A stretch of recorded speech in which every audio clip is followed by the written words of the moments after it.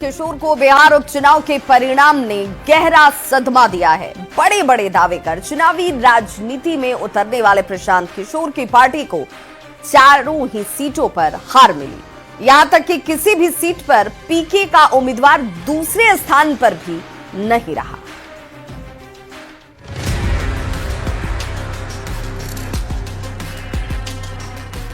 प्रशांत किशोर ये वो नेता हैं जो देश की कमोबेश सभी पार्टियों को चुनाव का पाठ पढ़ा चुके हैं, चुनाव जीतने का गुर सिखा चुके हैं। प्रधानमंत्री नरेंद्र मोदी हों या ममता बनर्जी, नीतीश कुमार हों या दक्षिण के जगन मोहन रेड्डी, पर प्रशांत किशोर अपने पहले चुनाव की परीक्षा में ही फेल हो गए।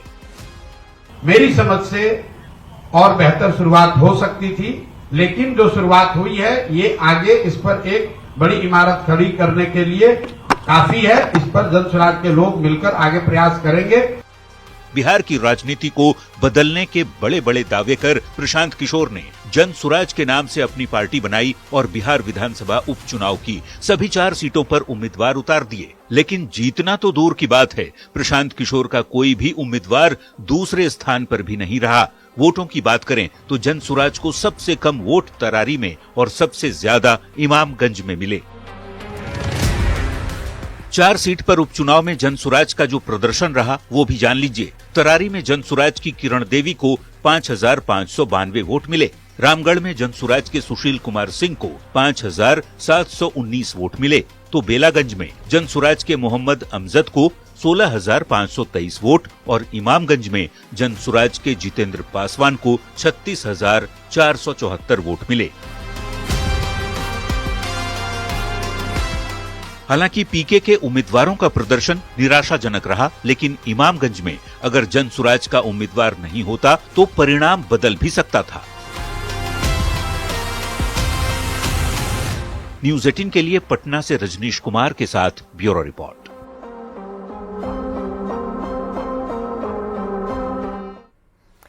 तो ये पहली परीक्षा थी प्रशांत किशोर के लिए और इस पहली परीक्षा का पीके को संदेश क्या रहा ये भी जान लीजिए। प्रशांत किशोर की पार्टी अभी नई पार्टी है। जमी जमाई पार्टियों से उनका जो है वो मुकाबला था। बिहार की राजनीति को समझने वाले देखने वाले जानते हैं कि इसकी राजनीति इतनी आसान भी नहीं है जितना प्रशांत किशोर जैसे लोग इसे समझ रहे थे। अब सबसे बड़ी बात ये और सलाह देना और खुद चुनाव लड़ने में दोनों में बड़ा अंतर होता है। जन स्वराज पार्टी के गठन के समय प्रशांत किशोर ने पटना में हुंकार भरी थी कि नवंबर में 4 सीटों के उपचुनाव में सबको हराकर सेटल कर देंगे और 2025 में इस मुकम्मल जो है वो कर दिया जाएगा। लेकिन नतीजों में जन स्वराज न सिर्फ सारी सीटें हार गई बल्कि 3 सीट पर उसकी जमानत तक जब्त हो गई। तो दावे और हकीकत दोनों में अंतर है और अब प्रशांत किशोर इस बात को समझ भी गए होंगे। बिहार में अब ठंड ने दस्तक दे दी है। तापमान में गिरावट के साथ ही लोगों को अब सिहरन का एहसास हो रहा है। मौसम विभाग की माने तो पश्चिम विक्षोभ की वजह से मौसम में एक बड़ा बदलाव हो सकता है। मौसम अपडेट दे रहे हैं न्यूज़ 18 संवाददाता संजय कुमार। राजधानी पटना समेत समूचे बिहार में ठंड की दस्तक हो चुकी है और नवंबर के आखिरी महीने में ठंड और बढ़ेगी। इसका असर अब साफ तौर पर देखने को मिलने लगा है। रात के तापमान में भारी गिरावट के बाद दिन के तापमान में भी गिरावट दर्ज की जा रही है और इन दिनों रात का तापमान 10 डिग्री सेल्सियस के आसपास है, जबकि दिन का अधिकतम तापमान 30 डिग्री सेल्सियस के नीचे आ गया है। शाम ढलते ही लोगों को कनकनी का एहसास हो जा रहा है। पटना के इस मौसम विज्ञान केंद्र के वैज्ञानिकों की माने तो एक ताजा पश्चिमी विक्षोभ के कारण मौसम में कल यानी सोमवार से बड़ा बदलाव हो सकता है। आसमान में बादल छाए रह सकते हैं, साथ ही तापमान में और गिरावट दर्ज की जा सकती है।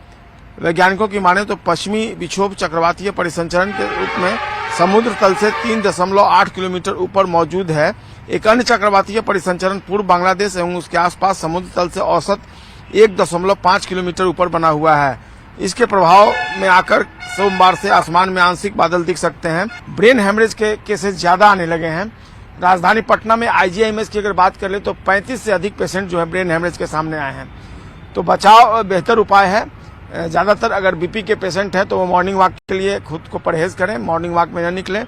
कैमरा पर्सन मनीष जूनेजा के साथ संजय कुमार, न्यूज 18 पटना।